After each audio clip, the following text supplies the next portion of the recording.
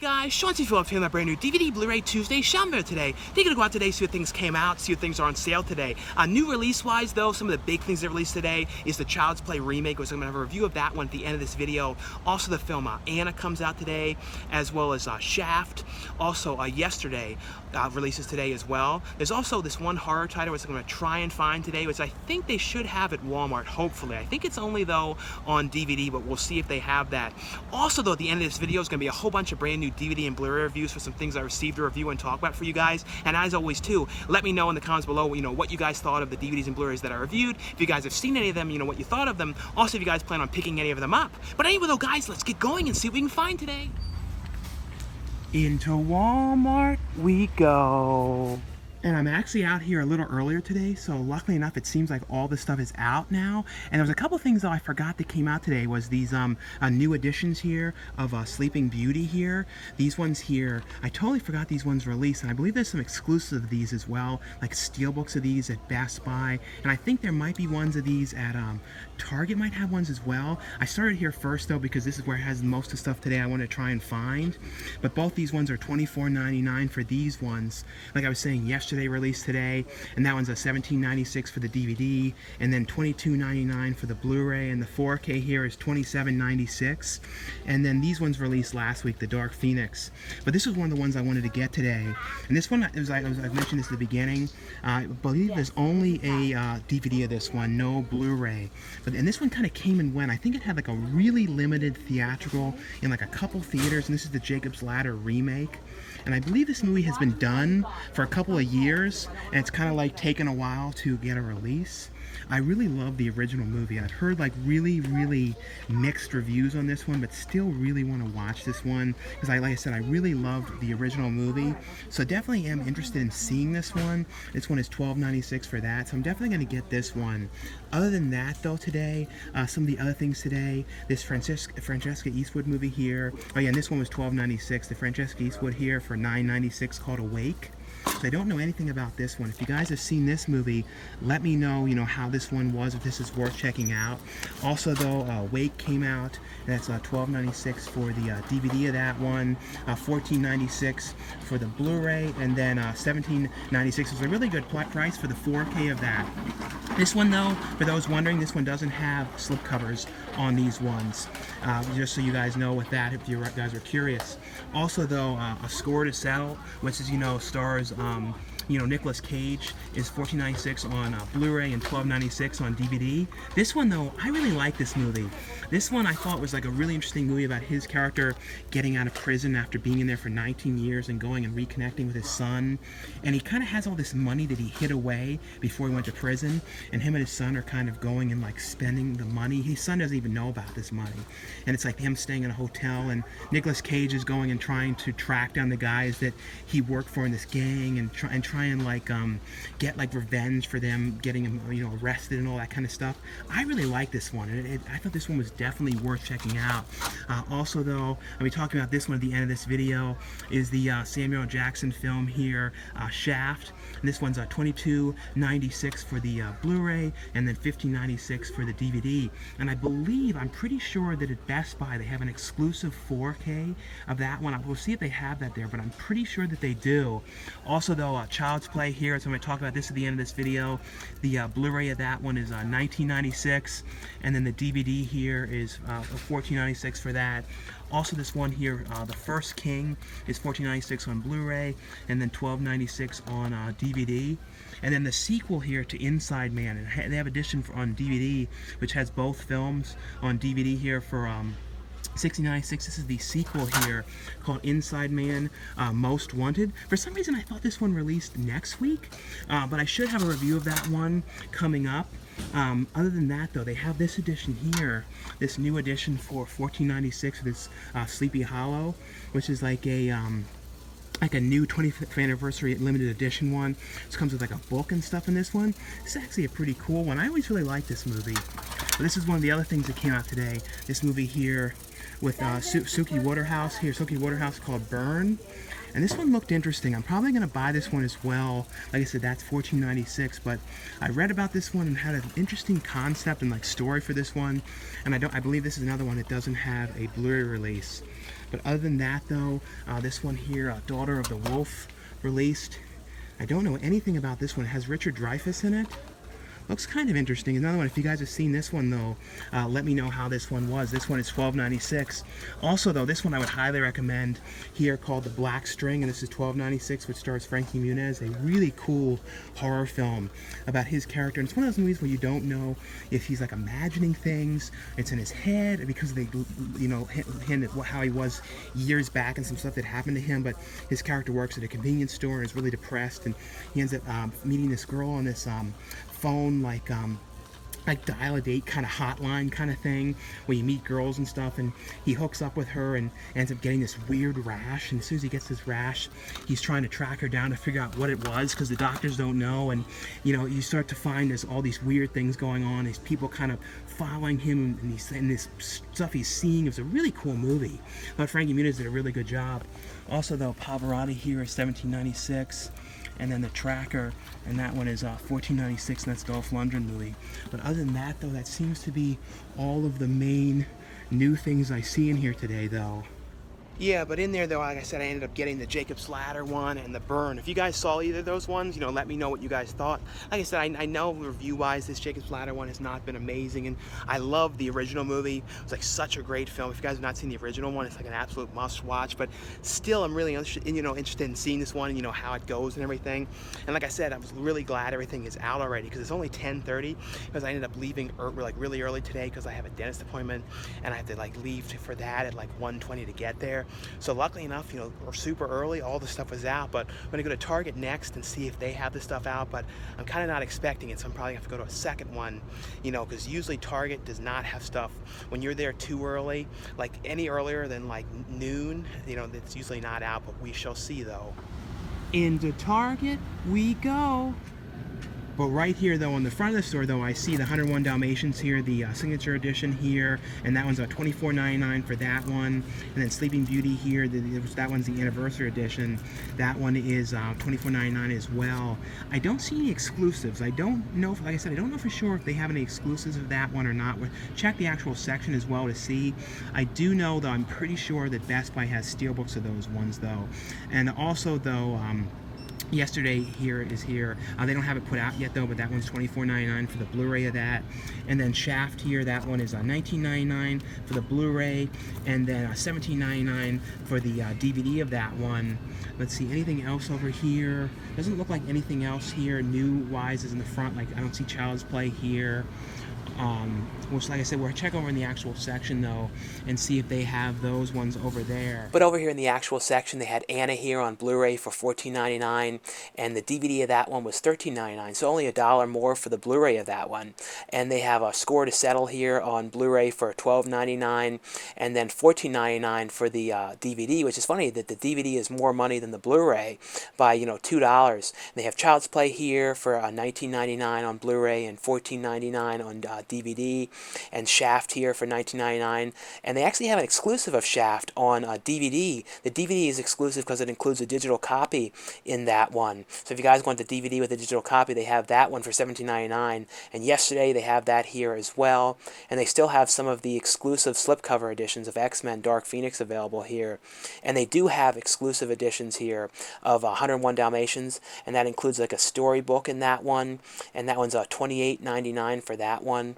Also, though, Maleficent released today on 4K, and that one is $29.99 for that one.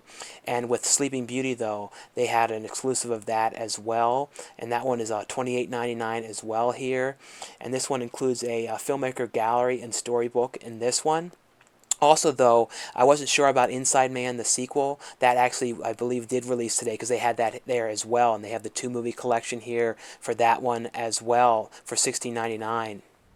And this past weekend, the only movie that I saw in theaters was Rambo Last Blood. Now, I know that one review-wise, though, a lot of the reviews have been mixed with the film, but I honestly really like the movie. It's essentially, though, about, you know, John Rambo's character, and he's now living kind of out on this rural farm, kind of out, like, in the middle of nowhere in this small town, and he lives there in, his niece ends up, wanting to go. She finally figured out where her father is, who has been gone for years. One of her friends figured out where he was, and, he's in Mexico.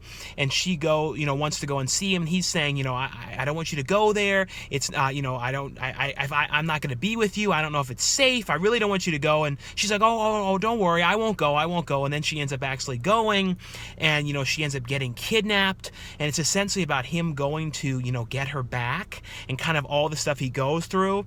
And the movie has like a Home Alone kind of vibe to it, with him with these traps that he makes. Without saying anything else, though, I'll say, though, it takes this insane, like crazy, like some of the goriest stuff I can say I've seen in theaters in a really long time. Like I feel like a lot of people are going to be surprised with it. The last Rambo movie, though, really was gory as well, but this one, though, was way more than the last one. Like I said, though, I actually really like the movie. I think it's totally worth checking out. If you guys got to see it, this past weekend, though, let me know what you guys thought of that one, or what movie that you saw this past weekend, if you guys got to check anything out. Into Best Buy we go. And I see right here, though, they do have this. This is pretty interesting exclusive. I've never really seen them have a 4K exclusive. I think the only other time I saw that was for, like, Annihilation, I believe. Yeah, but see, it's an exclusive 4K edition here of Shaft for $27.99 for that one. It's also a different cover. Like, it has a different color tint and everything to it. But that's pretty cool. So if you guys are interested in this one and you want a 4K one, there is one available, but it's a Best Buy exclusive. Other than that, though, they have this one, the Dolph Lundgren movie, The Tracker, here for $14.99. The standard Shaft Blu-ray is $22.99. Also, this is one of the other ones that came out today for $22.99 on Blu-ray. The Legends of Tomorrow, the complete 4th season here. Let's see if there's anything else. Child's Play here is $14.99 for the DVD, and $19.99 for the Blu-ray of that one. Let's see, anything else in here? I believe all this list was the last couple weeks. And they actually do still have some of the John Wick steelbooks, the 4K steelbooks, so that's pretty cool. They still have some of those ones left. And over here on the side, they have Yesterday for $27.99 for the 4K, $22.99 for the Blu-ray of that one. And then over here on this side, this is all they do right here, though. They have the exclusive steelbooks for $29.99 for 101 Dalmatians here. So that's a pretty cool one for that one. The standard edition ones, though, are both $24.99 for that, and Sleeping Beauty, though. And they also have Maleficent here, and they actually have I forgot we're having a steelbook of that. They have an exclusive steelbook of Maleficent here as well. That one is $34.99, and that one is a 4K steelbook for that. And here's a look, though, at the steelbook here of Sleeping Beauty. That's a cool image on this one here as well. So yeah, like I said, I totally forgot that there was going to be a 4K steelbook of Maleficent. And I know the sequel of that one's coming out soon, I think like a little less than a month, something like that. But yeah, I remember actually liking this one. But that's $29.99 though for the standard 4K one though of that. But we'll check the actual section too and see if they have anything else different. They also have an advertisement here for Toy Story, their steelbook edition of that one coming out. Yeah, well, I couldn't show over in the actual section. They were like doing all this stocking right over there. But they did have, though, I think they came out a couple days ago, the re-releases of all the Star Wars films with different covers. I'll try and show those ones next Tuesday, though. They should all still be there. They had a whole bunch of different ones. They also had Anna over there as well in the actual section. But anyway, though, guys, that's all for this, DVD Blu-ray Tuesday shopping video today. Like I always say, though, if you guys enjoy these shopping videos, though, definitely give this video a thumbs up. Also, leave me comments below, though, and let me know, what you guys picked up on DVD, Blu-ray, or 4K, if you guys picked up anything today. Also, let me know as well, what you guys thought of all the DVDs and Blu-rays and 4Ks that I reviewed at the end of this video. What you guys thought of them, if you guys have seen any of them, and also if you guys plan on picking any of them up. But anyway, though, guys, now stay tuned for the brand new reviews.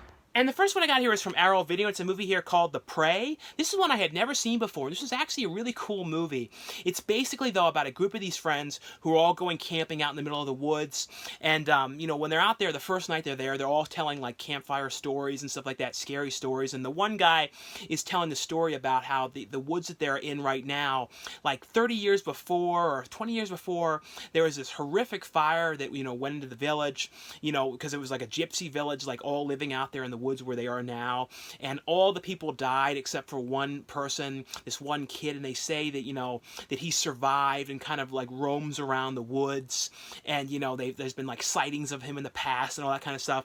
Of course, though, throughout this movie, though, while they're out there, you're noticing like someone is kind of spying on them, and you see from like their perspective, and it's kind of like, who is spying on him, and they kind of hint that it could be somebody, the forest ranger guy, because forest ranger guy is kind of acting kind of odd when they first get into town and are getting ready to go camping out there, the way he's kind of acting, so they're kind of making it like, oh, could it be him? Could it actually be this kid, grown up now, living out in the middle of the woods, still like stalking these woods? Could it just be like, who could it be? And that's essentially what it is. And it was, like I said, I actually thought this was a pretty cool movie. It kind of has the vibe of the movie, I think it was called Don't Go in the Woods, or Don't Go in the Woods Alone. The movie The Forest has a little bit of like a Just Before Dawn vibe as well. This movie was shot in 1979 to 80, but it didn't actually release until 84. And the thing that's cool about this is it has two different cuts of the movie, and they're both in 2K restorations. It has the original theatrical cut, then it has the international cut, which is, I think it's like 17 minutes longer, and has like, the restored gypsy scene. So when they're telling the story of the gypsy village and kind of like what had happened in this village, it has like the whole sequence. So I went through to look at the different stuff, and it's like it shows the actual stuff in the village and all this kind of stuff that had happened there.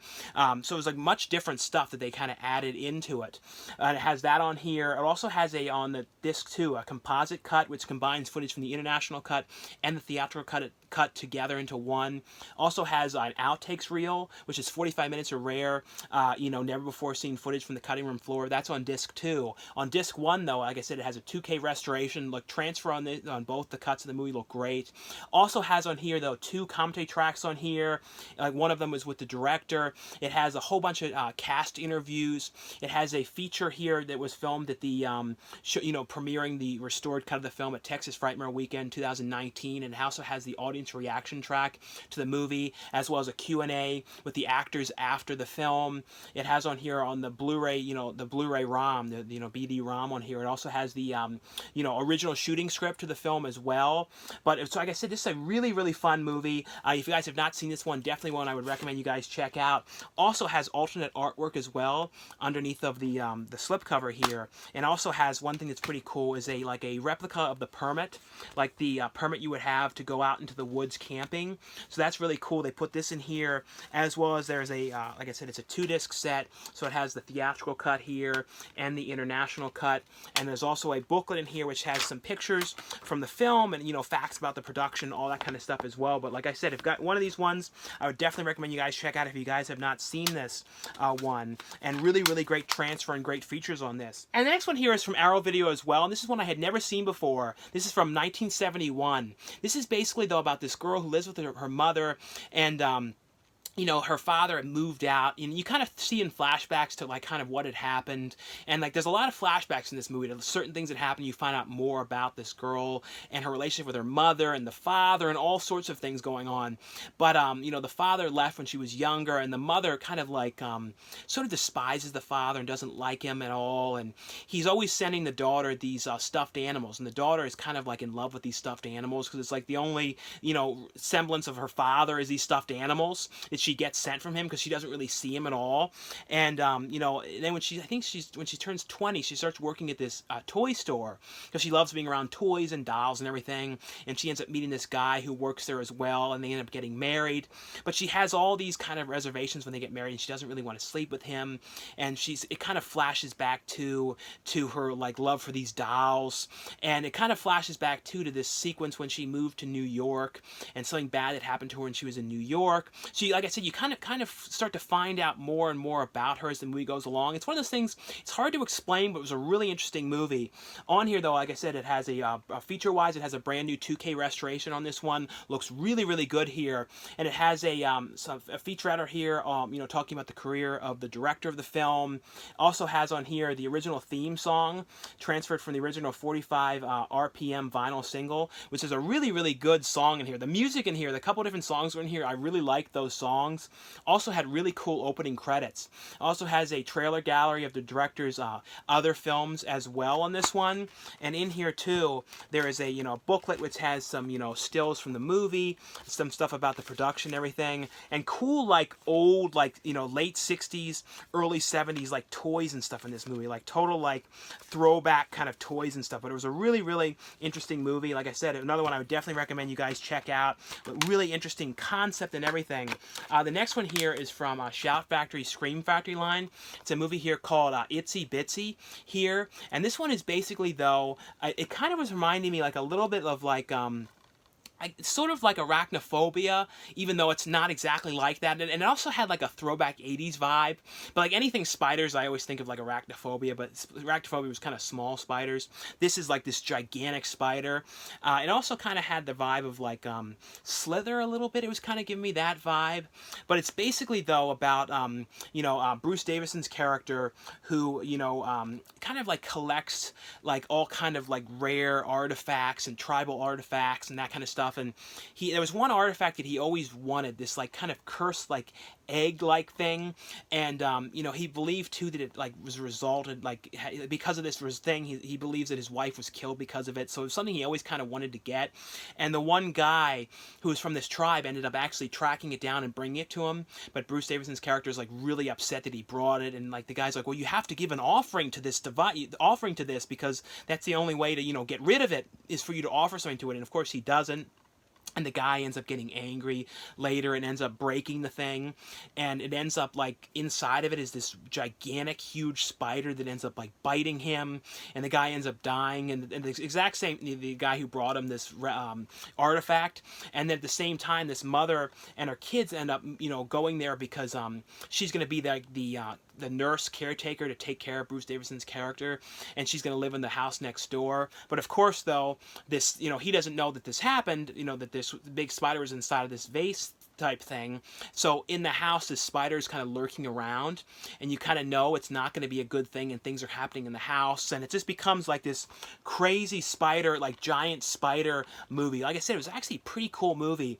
Has on here though a commentary track on here with the writer and director, commentary track on here with the writers, and I think it's like one of the cast members, one of the main actress on here, I believe, as well as has featurettes on the movie and trailers. But like I said, really cool like giant spider film here.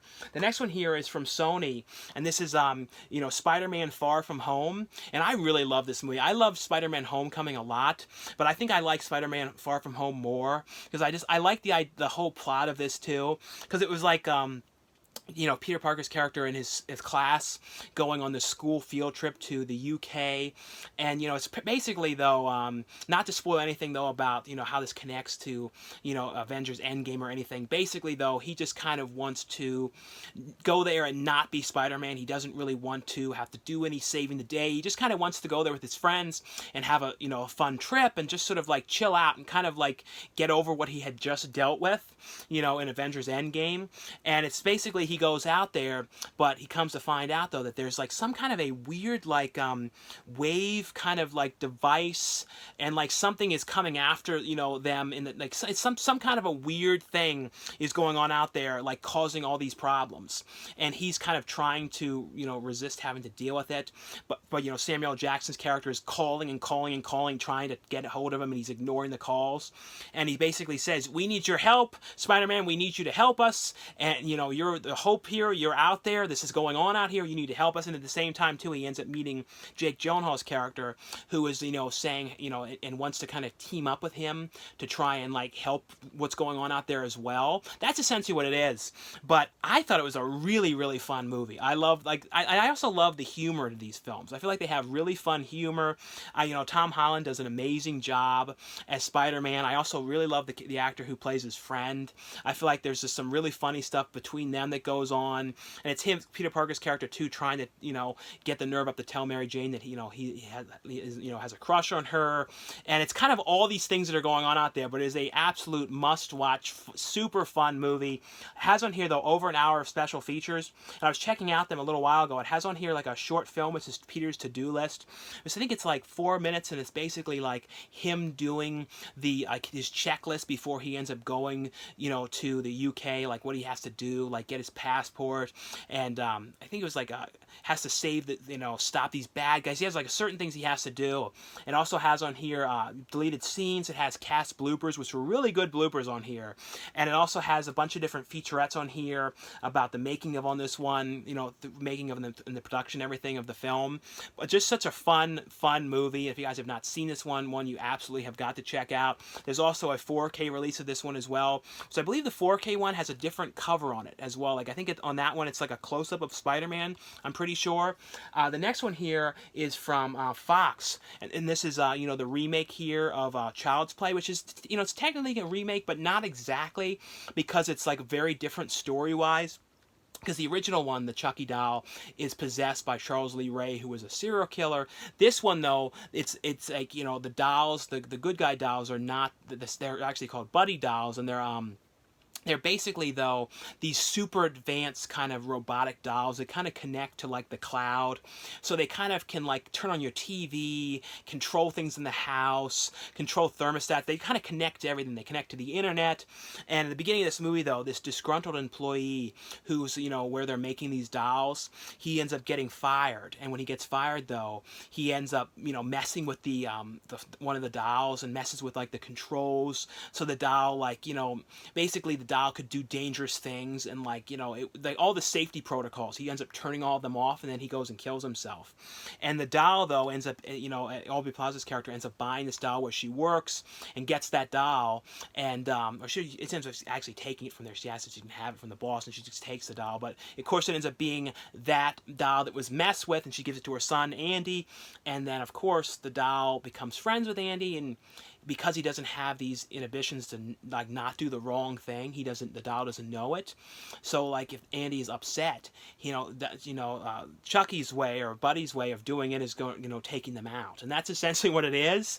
I really like this. I've always been a fan too of Aubrey Plaza. I thought it was like cool seeing her too in a really different role like this, playing a mother and a different kind of part in a horror movie as well. It's also a very, very gory film. I liked it. You know, I love the original Child's Play series, and I know they're still making them. They're going to be doing like I think a TV series soon, but I thought it was cool that they went in a different direction. Mark Hamill does the voice of, you know, the Buddy doll in here. I liked the way the voice that he did. It was a really different kind of voice, and a different, you know, kind of like he plays it kind of like sweet and nice and like very different than, you know, the way that Brad Dourif played Chucky. I don't know. I like it because it was so different. It wasn't like trying to do like a total remake or anything. It was kind of going and doing a whole new story and a whole different vibe and everything in it. On here, though, it has a commentary track with the director on here. It has the Making of Child's Play featurette on here, as well as Bringing Child's Play to Life featurette. It has a soundtrack trailer, gallery on here, a theatrical trailer, but a really, really fun movie. If you guys have seen this one too, let me know, you know, what you guys thought of it. The next one here is from Fox as well, and this is the 8th season here, American Horror Story. This is American Horror Story Apocalypse, and I put the sticker on here just to remind to say too, the new season of this one it actually just started last week. I actually think the new season's pretty cool. You know, it's different. It's like a slasher film, like at a summer camp, and it has like throwbacks like Jason and everything. This is one of the only ones where horror stories where you really should have seen Coven, and I didn't. I didn't actually start watching the show until Hotel, which I think is probably my favorite season, and then Cult. I really liked, you know, Evan Peters' character in Cult, and I thought that was like a crazy season. This one, though, it would help if you've seen Coven, but it's not like absolutely crucial. I still understood what was going on, but like my brother who saw that was like saying, oh yeah, this happened in that one, so he kind of filled in the gaps of some of that stuff. But essentially, though, this is set at the end of the world, and it's a group of people who end up like kind of having money that all go and stay in this underground like bunker, not really underground, like kind of an underground bunker where it's all people like they were like an actor and like people super rich and everything. And it's all controlled by Sarah Paulson's character and Kathy Bates' character, who kind of run the place, and they're kind of like sort of sadistic and kind of trolling and kind of trying to make the people who are living there like their life a living hell. And it's essentially though like what's going on, why they're down there. And you know, Kathy Bates is amazing in this. Like Kathy Bates is always good. It's a shame though that Sarah Paulson, Kathy Bates, and Evan Peters, and you know, are not going to be, in Angela Bassett. Like, that's the thing about the new season. It's like not a lot of the same people. Like Emma Roberts is in it, but like a lot of the people who have been in all the other seasons, especially Sarah Paulson, isn't in it, unless she's going to come back and like do a cameo or something. But this one though, like I said, I really liked it though. It goes in these crazy directions, and it also like by episode like 2, it flashes back and flashes forward, and it does a whole lot of that. So you can't say too much more about it, but you know, overall though, I really still did like this season. You know, all the seasons that I've watched, I really liked, but like I said, I feel like my favorite of all of them that I've seen is probably Hotel. I love the vibe of that one so much. But if you guys have seen this one, you know, let me know what you guys thought of this particular season. Also, let me know what you thought, you know, if you're watching the current season, what you guys think of that one so far. And the next one I got here is from Warner Brothers. They sent over a free copy of this one to let you guys know this is available. This is a film here, Shaft, which stars Samuel Jackson, Regina Hall, and then it's Jesse T. Usher, who plays Shaft's son. And he was in the movie, I was trying to think of what I remembered seeing him in. He was in the movie starring Bella Thorne called Ride, which I really liked. And this one is basically, though, about, you know, Jesse T. Usher is playing, like I said, he's playing Samuel Jackson's son.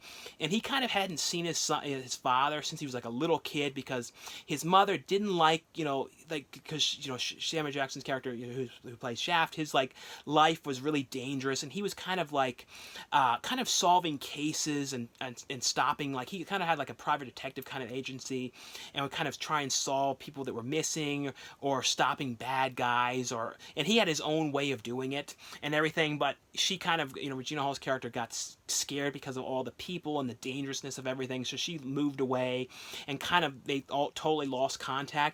And Shaft's character's son in this movie, in the beginning of this movie, his friend ends up dying, and it's like, it looks suspicious the way he died, because he was a character who had problems with drugs in the past but had totally cleaned up, and you know, he ended up thinking, you know, there's something more to this. It seems like this was murder, this was set up. So he's trying to figure out exactly what happened. And, you know, he ends up going to see his father and, you know, working with him. And it's kind of about them both working together. And there's like a bunch of comedy between them, the way they're working together. And, you know, Samuel Jackson's character has like real old ways of doing things. So there's all this kind of funny banter between both of them, you know, trying to get to the bottom of this. And also, Samuel Jackson's character too starts to kind of realize too that this case may have a connection to something that he was trying to solve from years back. So it's kind of like them working together, but he has his own reasons as well for this. Also, Alexander Shipp is in this movie as well, playing like the character that you know, Shaft's son likes, that kind of they've been friends with since they were kids. And she was in this one movie that I really liked. She's in the newest X-Men movies, but I remember one movie that a couple years back, I think like 2 years back, called Tragedy Girls, which is a really, really good movie. If you guys have not seen that one, but she was in this film as well. But it's basically though about them, you know, working together. And I actually really like this movie. I thought this was a really fun movie. It has on here though a making of on here, a featurette. It has deleted scenes and a gag reel on this one, but one I would highly recommend you guys check out. Just a really fun film all around. Like I didn't see this one in theaters, and like really like, you know, really like this one a lot more than I was expecting to. The next one here is from you know, Warner Brothers as well. They sent over a free copy of this one as well, let you guys know this is available. And this is the brand new 4K Ultra HD edition here of Gremlins, and I really love the new artwork on this one here. And this is, like I said, the 4K edition. Hopefully too they release the 4K of you know, the sequel as well, because I like the sequel just as much. I know some people don't love the sequel as much, but to me, I think it's just as fun to watch, and I love the setting. It was all in that building, and it was always like one of those kind of buildings that you always kind of wanted to see, like, because it was like everything was in it. It was like a mall, it was like this office building. It was, I don't know, there's something really cool about that building. But this one is basically though about this father who ends up going to Chinatown and buying this mogwai that the guy who's the owner doesn't want to sell, but his grandson says, knows they need the money, so he buys this mogwai, which is this like creature where it has all these rules where, and they call him Gizmo, and there's all these rules to it though, like if you can't feed him after midnight, if he gets wet, it will be a bad thing. But of course though, the kid ends up, his son ends up accidentally spilling water when, Corey Feldman's character is over, his friend, and then ends up basically growing these like balls that come out, and it's like, grows the gremlins, which are the evil versions of them, and they end up going and terrorizing the town. Phoebe Cates also stars in this film as the son's, girlfriend, or, that he's trying to, that he really likes. But it's just, to me, it's just a really fun movie. This is one of those movies, I have watched this movie so many times throughout the years. It's like one of those movies, too, that has like, a good like Christmas time film to watch as well. But like I said, I definitely hope to see the second movie as well on 4K. But 4K wise though, this movie looks great. They did a great job cleaning this movie up. And the big thing too with 4K, which I always say, is the high dynamic range, which is the HDR, which is like the contrast levels, which it has much darker levels to the contrast, and like just all around too, the picture too is a much brighter, vibrant picture. So definitely, if you guys have not seen this movie in a long time and you guys have 4K capacities, have 4K player and TV, would definitely recommend this. And also has all the features too from the past Blu-ray release of this one. The next one here is one that I was really surprised with, and I heard people telling me this was a really cool show, and I really got into this, and it was really cool too to see Brendan Fraser in something, because I've always been a fan of Brendan Fraser forever, ever since like seeing like Airheads as a kid, and then I always loved Blast from the Past. Like that's like one of my favorite movies to watch. That's one of those movies like I can watch again and again and again. And it's a movie, this is a show here, this is from Warner Brothers as well. They sent over a free copy of this as well, let you guys know this was out. And this is the complete first season here of Doom Patrol. And this is a show that airs on the DC Network, which is like their streaming service. And the other one that they had on the streaming service too, which I'm hoping gets a Blu-ray release, is Swamp Thing, because that's one I really would love to see that as well. The thing that's cool too about the shows on the DC's universe streaming service they have too is they're all like more R-rated, at least the ones that I've seen, because like the Titans was like that. This one was even more of like an R-rated type show. And I believe Swamp Thing as well is that kind of vibe. And if you guys have seen them, though, you know what I'm talking about, because it's much more R-rated, like content and everything. But I love the concept of this show. And it's basically, though, about Brendan Fraser's character is like this race car driver, and you kind of find out that something had happened to him, and he ends up, he died, and all that survived was his brain. And this doctor, who's like this scientist, he like ended up bringing Brendan Fraser back to life, but he's in this robot body, and he's in there though with his daughter, and she has like and they all kind of live in this mansion together, and his daughter has all these different kind of personalities. The one woman who's like this actress in the 50s, something happened to her when she was in this lake, and she in Africa, and she ended up getting like possessed with something where she kind of turns into this blob type creature.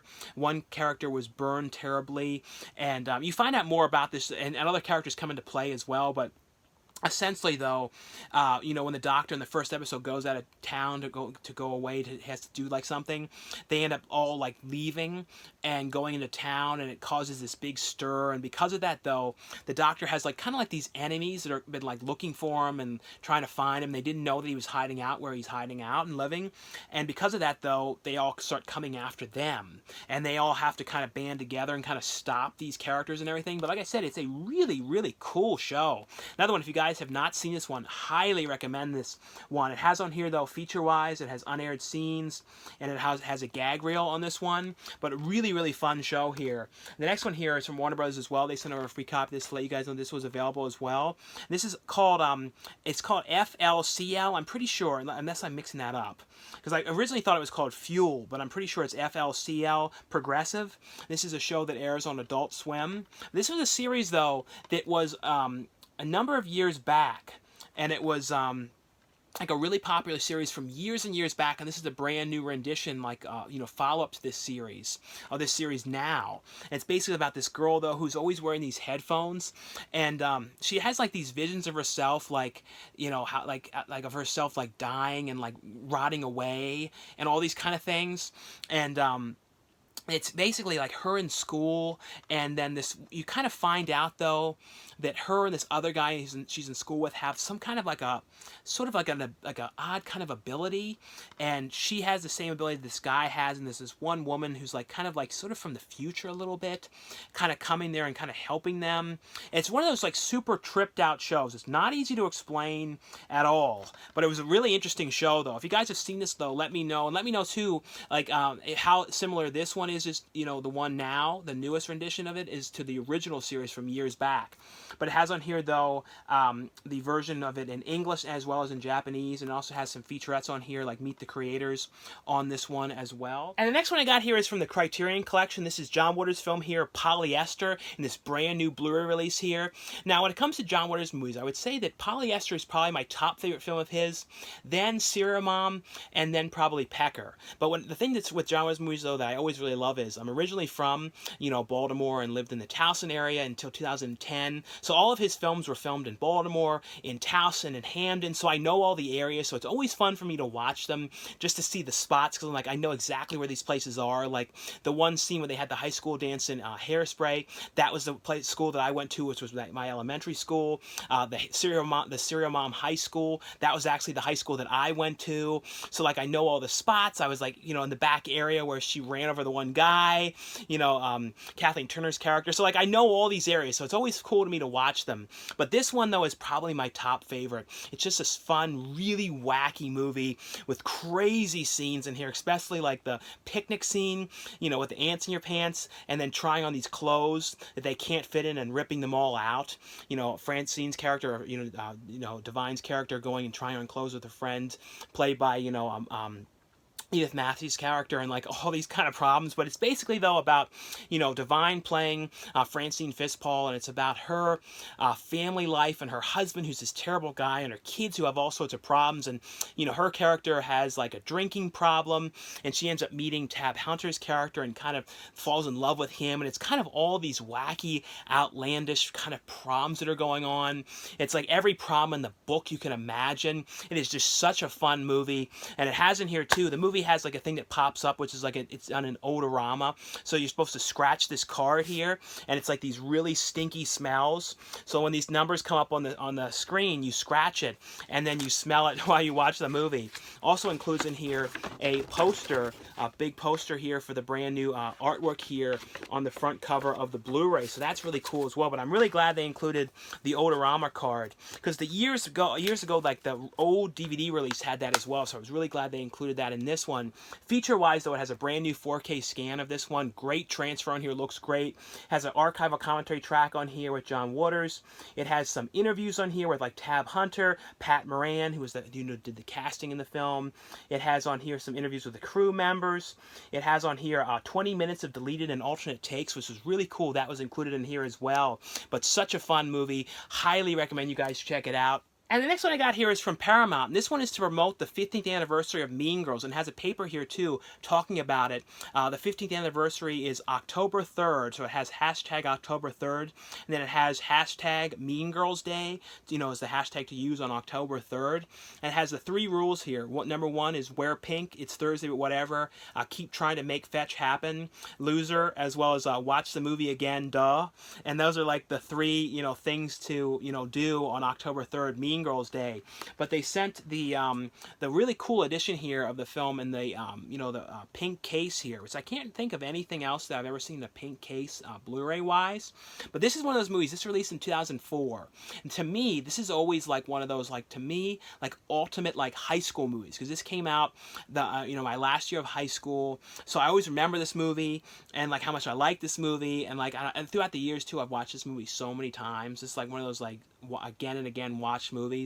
It kind of has the vibe a little bit sort of to like Heathers to me. It has that sort of feel like the way the Mean Girls are acting to Lindsay Lohan's characters, because her character in the beginning of the movie, she's kind of friends with the the two that like not popular kids at the school, and she starting talking to like the popular girls, and her friends that were saying, oh, you got to talk to them, you got to see what it's like, you got to see what they talk about, what they do.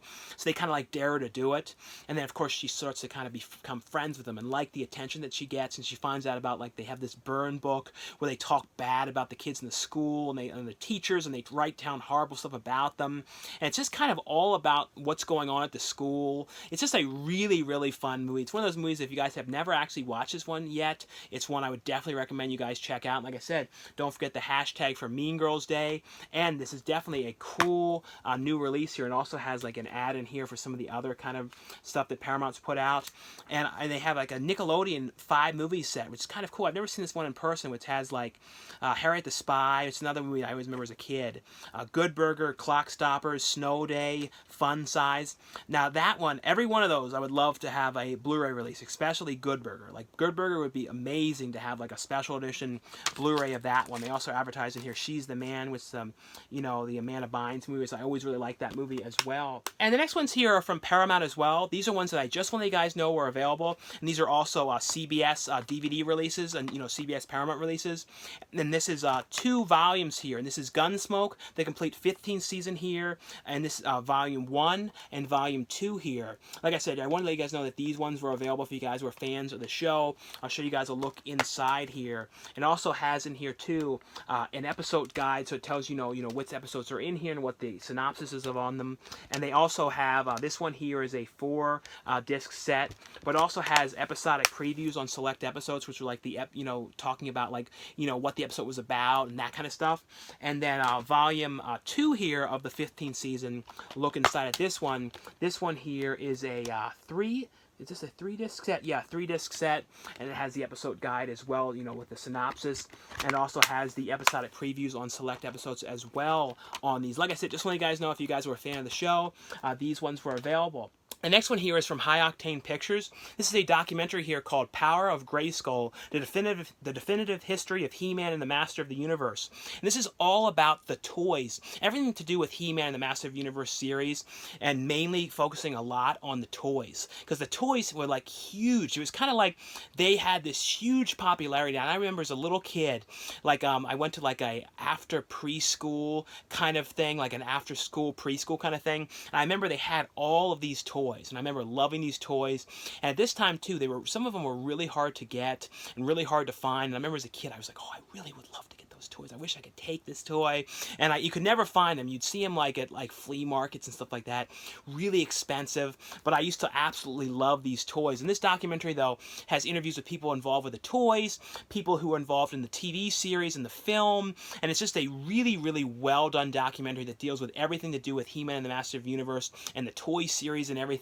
But if you guys are fans of them, and especially documentaries and things dealing with He-Man, would highly, highly recommend you guys check this one out here. The next one here is from Cinedigm. It's a movie here called Firecrackers. This is an interesting movie. This is basically, though, about, it was kind of reminding me of the one movie, I can't remember what it was called, like Never Going Back or something like that. Kind of reminded me of that one a little bit. It came out like a couple years back. I think it was like a year or so back. It was like an A24 title. It kind of had that kind of vibe to it a little bit. This is basically about a group of these 2 girls who are friends, and they really want to get out of the town. They're kind of like trying to get out of this because they're in this small kind of town. They really want to leave, and they like they just like desperate to get away. The one's mother like doesn't get along with her mother, and all these kind of problems and stuff that they're going through. And basically though, it's kind of like things are getting like derailed, and right when they're getting ready to leave, things start to go wrong, and then one thing happens with the one's ex-boyfriend, something horrible happens with him, and then it becomes kind of like a revenge type thing to get revenge on this guy because of the horrible thing that he did. And then it's kind of like, because of that, it becomes like a spiral, and like a downward spiral of all these other sorts of problems that are going on, kind of to, sort of derailing what they're trying to do and trying to get away. But it was a really, really well done character piece film here. Like I said, this one here is called Firecrackers. The next one here is from MVD, and this is from the MVD Marquee line. It's a Vin Diesel film, which I had never seen before. I remember seeing the cover to this, but I never got to watch this, and it's called Find Me Guilty. Like I said, this is from the Marquee line. And this is It's based on a true story, though, about like these crime. It was about like when all these like guys that were in the mob were all like, it was a huge group of them. They were all like this mob crime family. They were all getting taken to court, and like kind of in this trial that went on for like, I think it was like over 500 days or something like that. And Vin Diesel's character, you know, he originally gets arrested for something else, and he gets taken to jail because they basically want to arrest him because they want him to be like the snitch. They will kind of like tell on everybody, so then they can kind of, this case will not go on as long as it does, because they know it's going to be something, because of all the people that are being trialed, they know it will go on forever, and he doesn't want to do it because he doesn't want to snitch on them. So he ends up going there, though, and being like his own lawyer and kind of representing himself. And it's a really different role for Vin Diesel. This one, I think this came out, I think originally in 2006. So it's a very different kind of part for Vin Diesel. Because, you know, I always think of him from, like, action films and, you know, of course, like Triple X and Pitch Black and that kind of stuff. And this one is more of, like, a comedy, kind of drama, kind of mixed in. Kind of like My Cousin Vinny a little bit, because most of it is in a courtroom with all that kind of banter back and forth and the evidence and all that kind of stuff. Has on here, though, a conversation with the director on here, as well as a theatrical trailer and TV spots on this one. The next one here is from MVD, and this is from the MVD Rewind collection. And this is done in the cool VHS style artwork on here, which has like Be Kind Rewind, martial arts here, easy video, one night rental. I really love the way these are laid out. And also here's a look underneath here. Like I said, want to let you guys know that this one is available. It's a film here called My Samurai, and this one has on here a bunch of different features. It has on here, though, a bunch of different interviews on here with the cast and crew.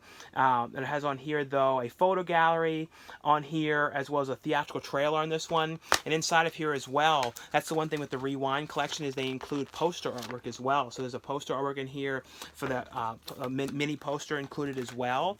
The next one here is from Vision Films. It's a movie here called Eternal Code. This stars Taylor-Compton, Richard Tyson here, and the one actor here, his name is Jan Birch, you know, who was in People Under the Stairs. And this is basically, though, about like this company where they're like trying to develop this thing that kind of is like, so I think it's like so people don't get old. And the one woman there who's like kind of like the head of the board is like not going along with it and kind of causing a lot of delays and everything to it. And it also has like a plot, though, to the one who's on the board doesn't want to go through with it. It deals with her kid, and then like she meets this guy who's living on the streets and is kind of trying to help him. You kind of find out more about his character as it goes along, but it's basically, though, Richard Tyson's character, though, who's like on the board as well. Like he wants this to go forward. It's something where it's going to be huge money, because all the clients that don't want to get older are these super rich people, so they kind of really want to do anything they can to make sure that this goes through, and she's kind of holding it back, so that it ends up dealing with like a kidnapping situation, and Scott Taylor-Compton's character is playing the kidnapper, and it's just kind of a whole big like to-do, and all these sort of problems that are all going on because of this thing here. Like I said, this one here is called The Eternal Code. This one here is from Asylum, and this is actually the writer of this movie, you know, Eric Frostberg, also was the person who wrote the story to the film that I was in, Ghost Shark. So that was pretty cool. And this a movie here called Clown. And I always like these movies that like deal with clowns and then like circus locations and all that kind of stuff. And I feel like I may be wrong about this, but I feel like the stuff that was outside was the same area where they filmed the movie Dead Ant. There was a lot of stuff. I think that the area where they shot like the exterior outside stuff was like, they shot a lot of movies there. I think it might have been like the Iron Man cave that they go into. I might be wrong about that. But it's basically, though, about a group of these friends who are all going like on this road trip kind of thing, and they come across to this like old abandoned like kind of theme park where years back the town like hated this, you know, these clowns, the people in there, and they kind of like burned it down and ran them out of town and killed them, and all these kind of things that happened.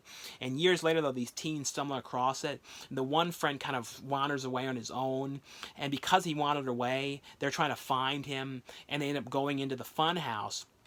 and they go in there, and of course it's like it's kind of like Cube.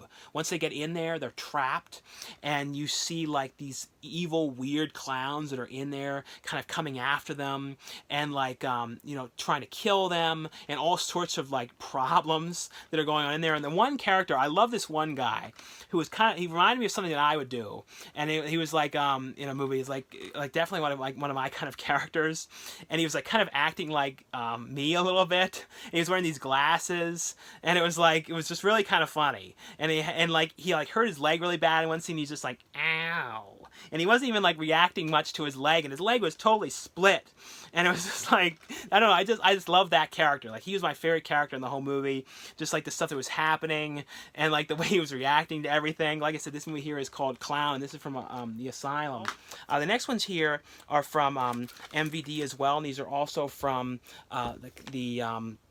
from Mena Films, and these ones are available now. One of you guys know these are available, and this is the Malevolence series. I used to always call these wrong. I was screwing it up calling them male violence for some reason, but these are called Malevolence. And this is 3 films here. These were all about this serial killer, and he had kidnapped this kid, and he was like this horrific serial killer, and all the kind of things that he went through. And the first film here, the Malevolence is the first one that came out, and then they made Malevolence 2, which is called Bereavement, and that was, you know, the prequel to the film, which stars Alexandra Daddario, and I think this might have been one of her first films. I think so. And then the most recent one was Malevolence 3, which was like about a serial killer kind of stalking these girls and everything. I really liked all these films, though. These are actually really cool, and they're real throwback films. They have like really cool 80s style synth music, and the whole vibe of the movies has a real 80s vibe. These have a whole bunch of different features on here. On the first film here, it has a brand new 35mm high definition transfer on here. It has on here deleted scenes, some featurettes on here. This one here has for part 2, it has the director's cut in here with additional footage, commentary track, the making of on here, deleted scenes, and the newest film here has a commentary track on here, trailers, the making of, composing the score, a stills montage. Like I said, one of the guys know these are available, and also when you put them together, it makes an image here of like a skull thing here. So it's really cool how they fit together like this. And these ones here are ones I want to let you guys know are available as well. And this one here is from, both these ones are from VCI.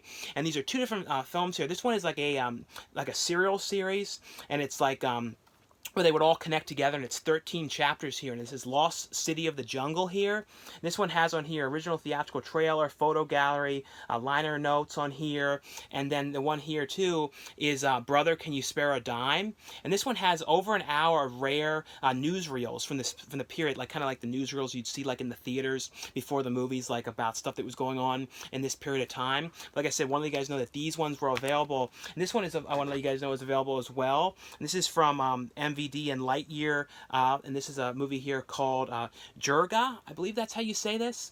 And this one has on here, though, let me see, feature-wise, it has behind-the-scenes interview on here with the director, as well as a theatrical trailer in this one. And the last one here is from Time Life, and this is the Robin Williams here comic genius set here, and this is a 5-disc set here. And this has all 5 of Robin Williams' HBO stand-up specials together for the first time, and it also has a booklet here which has, you know, about the episode, you know, like a guide of what's on each disc and that kind of stuff.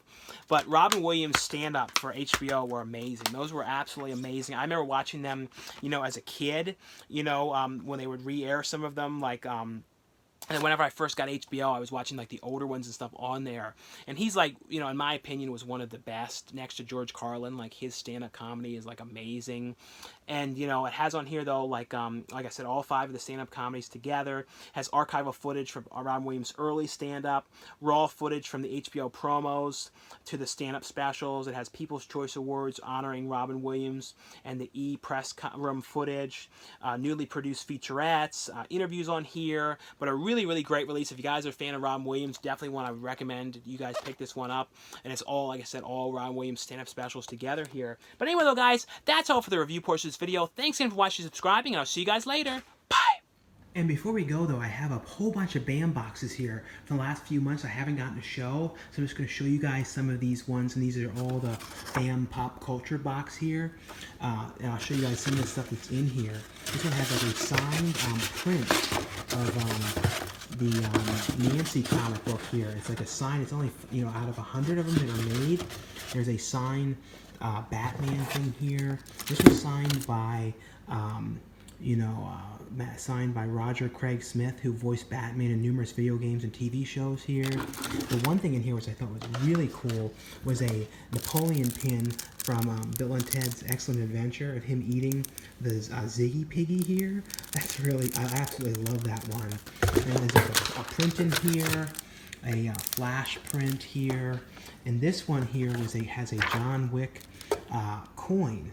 A John Wick coin in this one, and also a signed Shazam Funko Pop by the actress who plays Darla in the film here. That was signed, and that's really cool. It's in a protector here as well. This also has, you know, the from Spider-Man Homecoming, character from Spider-Man Homecoming here, and then a Batman print in this one. This one here is a He-Man pin, comes in this one. And also it has a signed, cast photo from Stand By Me. And it's the actor who signed by Bradley Gregg, who plays Eyeball Chambers in Stand By Me.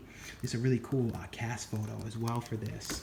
Also a print of Garbage Pail Kids here.